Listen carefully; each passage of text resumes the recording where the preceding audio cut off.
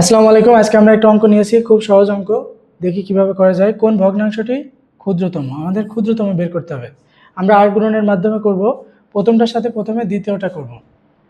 11/14 into 17/21।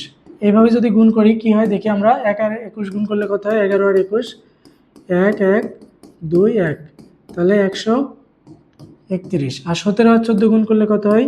17 আর 14, 4 7 28, 8 হাতে হলো 2 9 4 1 8 238। তাহলে বড় হলো কোনটা? দ্বিতীয়টা বড়। যদি দ্বিতীয়টা বড় হয় তাহলে ভগ্নাংশের ক্ষেত্রে কি হবে? 1/14 থেকে 17/21 বড়। তার মানে আমাদের কাঙ্ক্ষিত এখানে 11/14। এইটা ক্ষুদ্রতম। এবার এটার সাথে আবার পরেরটা করতে হবে।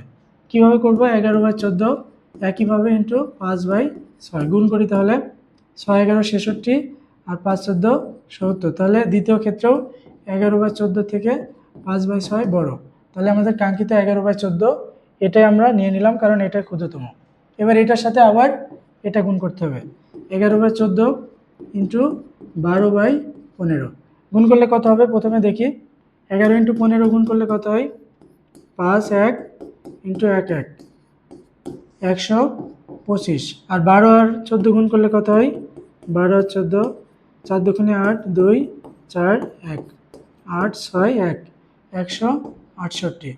তাহলে এটা বড়। তার মানে 11/14 থেকে 12/15 বড়। তার মানে আমাদের দরকার ছিল ক্ষুদ্রতম। এই ক্ষেত্রে ক্ষুদ্রতম হচ্ছে 11/14। এই কারণে অ্যান্সার হচ্ছে ক নাম্বার।